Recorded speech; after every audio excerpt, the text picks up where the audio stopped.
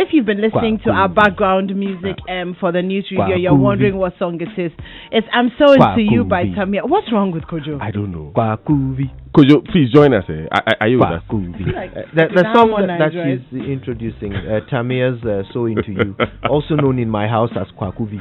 Okay, Kojo, Leviticus 19:11 on the front page of the Chronicle says, "You shall not steal. You shall not deal falsely. You shall not lie to one another." So don't lie about the title of the song, man. It's So Into You by Tamia. The story, the actual story, he spoils the song for us. The front page of the Chronicle, plots is thickening on Mahama link to bribery scandal. NDC buses demonstrators from regions to picket in Accra. NPP chair arrested over missing excavators.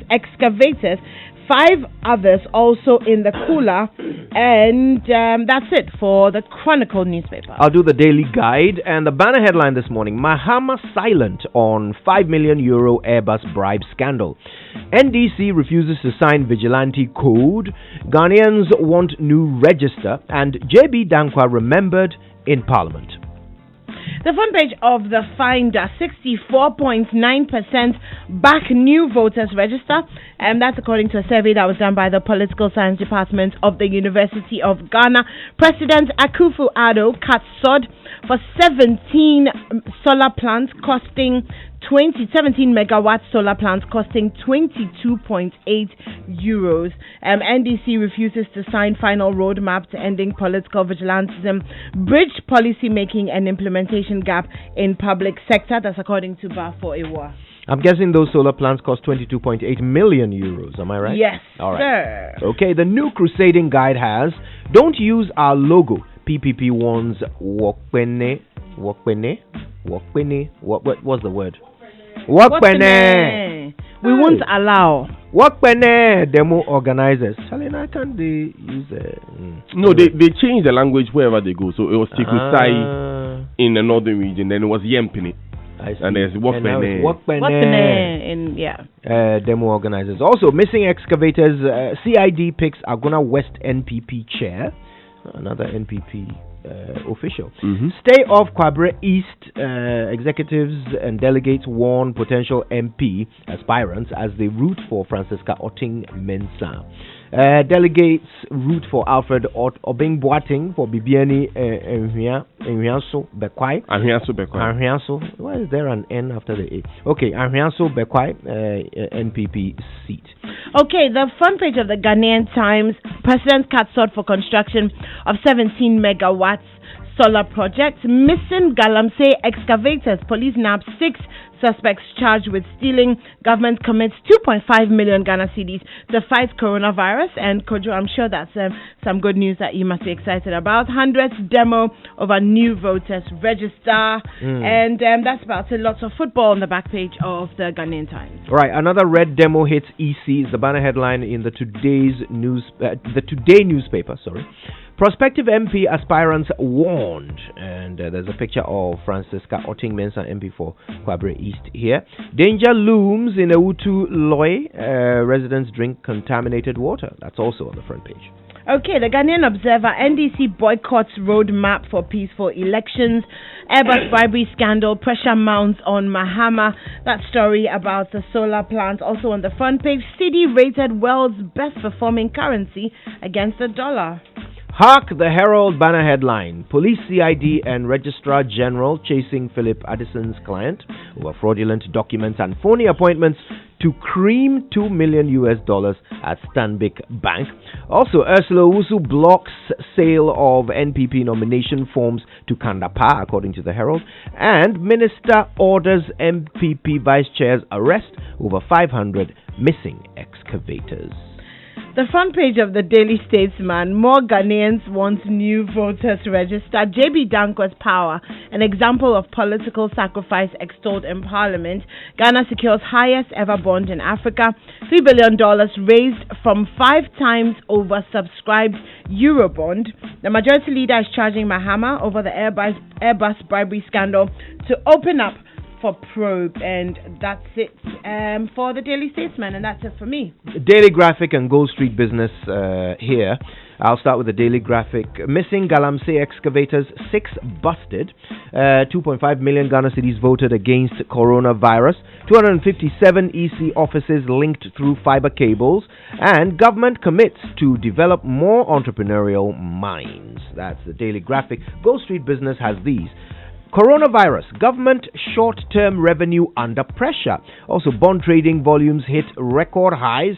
New business registrations rise in 2019, and the trend continues in January 2020. Also, additional production well on 10 fields set for completion in the first quarter. ADB devises strategy to be among top 5 banks, and Ghana's controversial change in trade facilitation processes. That's it. Because it was interesting, your headline, new business registrations rise in 2019, continues in 2020. And yet last week, the Registrar General was saying that they were actually going to shut down new registration for businesses which hadn't been actually operating, because people actually come and register businesses for things like, visas and stuff like that. So It's interesting. I was wondering whether there's a way to actually check the viability of a business. Is it actually going to be a business? Would that or be is it fair? being registered? Well, it will avoid us spending all this money.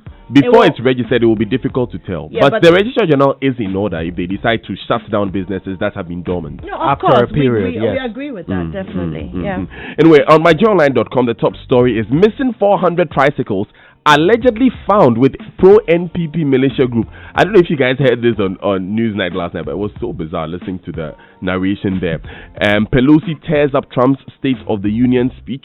Airbus scandal, former finance minister explains how Ghana bought its military aircraft. And blow to NDC others, as UG survey reveals 64.9% of Ghanaians want a new voters register. CityNewsroom.com. Coronavirus, governments to secure insurance for frontline workers in event of outbreak, and EC has no justification for compiling a new register. Kofi Adams speaking there. And 63rd Independence Day Parade to be held in Ashanti region. StarFM.com.gh says signing Peace Council vigilantism document is now premature. The NDC says missing excavators. CID picks up Agona West NPP chair, and government allocates 2.5 million to fight the coronavirus. A number of similar stories making rounds on the BBC.com though. Election fever is hitting the US, and it's hitting it hard. Yes, President Trump has hailed the great American comeback in a speech to Congress on the eve of his expected acquittal in his impeachment trial. Now, he is setting out a case for his for another 4 years in office, so it's not just 4 more for Nana, it's 4 more for Trump as well. Yes, it is, isn't it? 4 more to do more. Yes, 4 more to do more. Anyway, let's come back home anymore. Okay, Daniel, so coronavirus. The Times is carrying 3 different stories concerning the coronavirus. There's the government committing 2.5 million cedis to fight it. There's government will evacuate Ghanaians from China if and Ghana intensifies coronavirus surveillance. So let's take it one at a time. Let's start with the 2.5 million Ghana cedis that the health minister has said the government is dedicating as an emergency fund in terms of preparedness to combat the coronavirus if it is detected in Ghana. Now, what they're planning to do is he has actually initiated the process of procuring 10,000 pieces of personal protective equipment for the use of all frontline workers who will be involved in the fight against the virus. So they'll be fully decked out in those outfits, so that if anybody coming in, if they're having to test them or have contacts, they will be protected. We know at the moment that 427 people have died from the virus. There's about 30,000 cases globally, according to the World Health Organization. So the other thing that's interesting is that at the Kotoka International Airport, plans are to put up a thermometer, a non-contact thermometer, so that you kind of just walk through, and as you walk through, it checks for your temperature, so that there's no contact, and in that way it reduces the spread. But also, I guess, in terms of time, because we're told that they're having to screen about 2,000 passengers per day. which is kind of a lot as opposed to if you're just walking through. Now, what's happening is that we have Ga East, the Police Hospital, Ridge and Tema General Hospitals have been designated for isolation of confirmed and suspected cases. So the Minister of Health presented this to Parliament yesterday, but the ranking member of the Health Committee, Mr. Kwabna Mensah Akando, says that the government's approach to the disease is a piecemeal approach, and he raises some good questions. He talks about the state of the holding centers, what protocols were laid down in the transportation and treatment of patients, the low publicity, and is asking the government to come out with a blueprint which will be followed by all stakeholders, including MPs.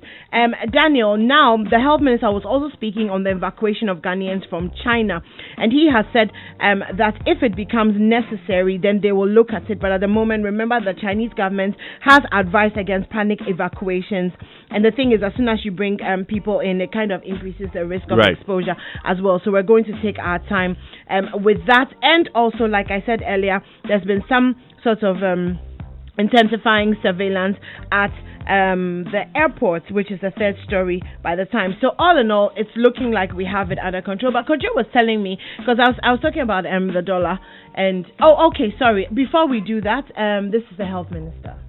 The government of Ghana has allocated an amount of 2.5 million Ghana cedi as startup funds towards the implementation of the initial response for our national preparedness plan. The Minister of Health has indicated a process to procure 10,000 pieces of personal protective equipment for the use of all our frontline workers.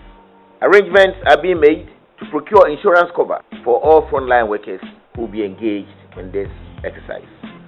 So that sort of summarizes everything that the government is doing, both home and abroad. Kojo, shall we move on? Sure, okay.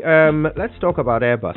That scandal which obviously has captured all of our attention. Okay, so the Daily Guide reports on it, and they have a rather interesting headline. They say, Mahama silent on $5 million Airbus bribe scandal.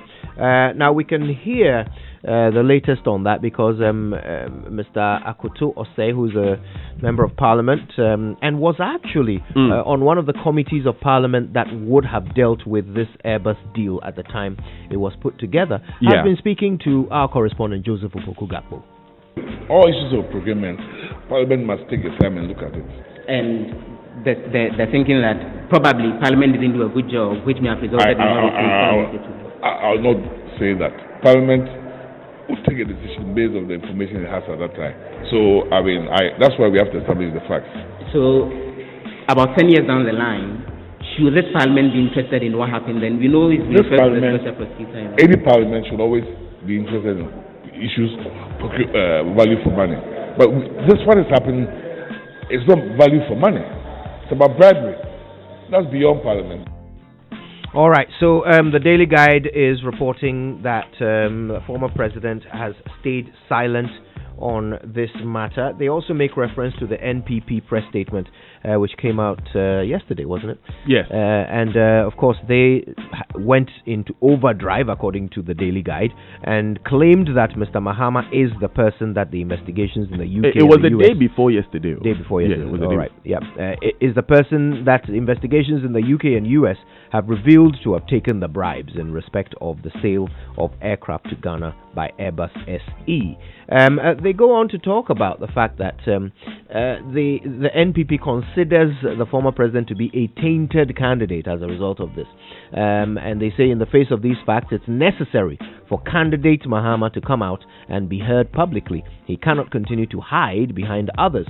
Of course, we are all aware that he hates answering questions. This is all according to the NPP statement. Hates answering questions about corruption. He would like to find out if the question is being asked as a former president or as a candidate of the NDC or as a human being. All right, now on this particular score, yesterday when we brought Vitus Azim on the show, this anti-corruption campaigner who was executive director for Ghana Integrity Initiative, he felt that these allegations are simply putting the cart before the horse, and let's allow the investigative bodies to carry out their work before we can say this is the person being considered. But speaking of investigative bodies being asked to look into this, he had this to say to President Akufo-Addo.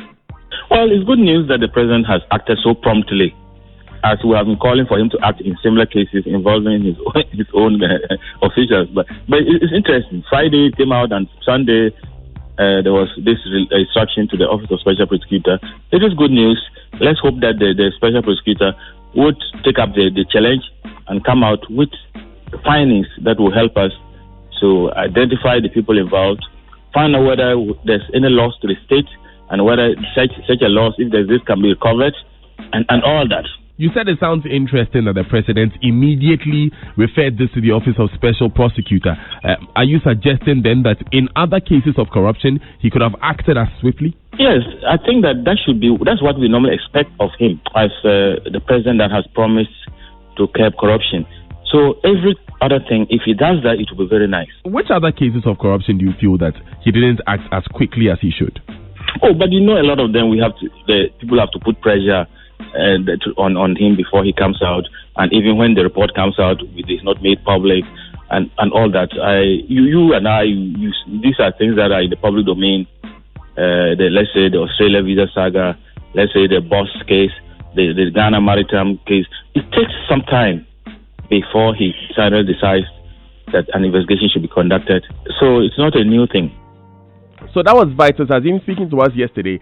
For me, though, and for a lot of Ghanaians, the most revealing part was when Suleiman Abrahima came and reminded us of the work that Martin Amidu has done before and what that means for the work he's doing now. Mr. Martin Amidu was part of that government. And in fact, at some point between January 2010 and January 2011, Mr. Martin Amidu was our Minister for the Interior. And by our constitution, he served on the Council of the Ghana Armed Forces. So it will be interesting to find out, does he know about it? I mean, in terms of the procurement. I'm talking about 2010. You know what? I've made so many attempts to reach out to Martin Amidu to get a comment on this one, and we are still working around the clock to do that. But on the other hand, I mean, Samuel Okudzeto-Ablakwa, who is a member of parliament on the minority side, believes that it's not much of a big deal. Let us allow investigation to continue. Is Mr. Mahama government official one? So far as I'm concerned, he is not. He is not. I mean, I know for a fact that President Mahama has always conducted himself above board. If you look at some of the facts in the deposition, it is really surprising that a government official one will be meeting these people and who is government official one and all of that. We need to know. We need to know. I don't have a hunch, and I don't want to engage, in speculative work. I would rather that we all engage with the relevant authorities, and we should give all the support that Martin Amidu needs. People have raised concerns. Suleiman Abrahima has said that about he could be in a position of conflicts of interest and all of that. That is a genuine concern. But I'll say that, look, let's be willing to gloss over it. This is somebody who, even when he was in government, has shown that he can be independent as is expected of the Attorney General. So that was Sami Okudzeto-Ablakwa. Yes, and Daniel, quickly, the former president, Jerry John Rawlings, has denied issuing a statement on the Airbus bribery scandal. A statement from his office has said that certain unscrupulous persons have been putting out statements locally and internationally, purportedly authored by him or issued by his office. Now, this piece in the paper is telling us that the former president, Rawlings, is saying that he has not said anything. So if you read anything about him responding to this, it's not authentic, or it's not real. I thought you'd take the opportunity to make his comments about the thing. He doesn't want to comment. Anyway, Kojo, finally. All right, now finally we have excavators. Yes, indeed. 6 busted, according to the Daily Graphic, and these 6, of course, the first one is the Central Regional Vice Chairman of the NPP, Horace Echo Ewusi. Suspended Central Regional Vice Chairman? Yeah. Yes, suspended, yeah. The others are Frederick Ewusi, Joel Asamoah, John Ahin, Adnan Haruna, and Frank Jan. Now, apparently, soon after their arrest, they were taken to the new washing bay at Tema Community 1, where allegedly 34 of these excavators were being kept. Now, we know a little bit about Horace Ewusi. Well, I know a little bit about Horace Ewusi. I've known him since I was a teenager. Actually. Yeah, you were telling me yesterday. He grew up in Cape Coast. He's, I think, the first son of the Ewusi family, who were the owners of Zawusi Construction, for many years. So quite a well-to-do family in very Cape Coast. affluent. Yeah. Now, Horace himself lived in England for a number of years after his secondary school education. I knew him while he was in England as well. Then he returned to Ghana and started several businesses, including downstream oil and gas. He owned some filling stations, and then he was into timber as well. And then he became a financier of the NPP for many years. Recently, he was, of course, the Central Regional Vice Chairman until his suspension.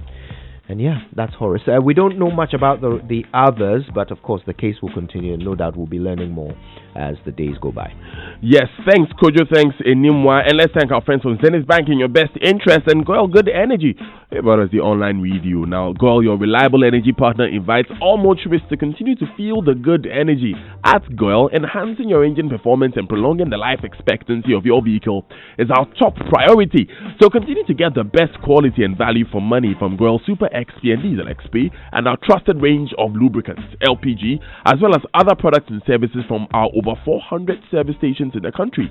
To all our valued customers, we say thank you. We value your partnership. Because of you, we are the CIMG Hall of Fame Petroleum Company of the Year. Let's continue the partnership to build our economy. Goyle Good Energy, Goyle proudly Ghanaian, Goyle Yenara Yedia. Now, Zenith Bank's POS gives you more payment options. Of course, who doesn't want options? If you want to pay with Momo, go right ahead. If you want to tap and pay with any contactless Visa or MasterCard payment option, look no further. At Zenith Bank, your convenience is truly our priority. Zenith Bank, in your best interest. Now, aggrieved customers of Men's Gold are telling us aggrieved customers of Gold Coast Fund Management are demanding on page 29 of the Daily Graphic, speed up our payments process. They had a press briefing recently, a press conference last Monday. The group's PRO Charles Nyame is calling on governments to arrange a meeting between the finance minister and the leadership of the customers group to deliberate on the best possible out of the situation. That's according to the Daily Graphic. And that's it for the news and online review. There's more to come on the Super Morning Show. Stay with us.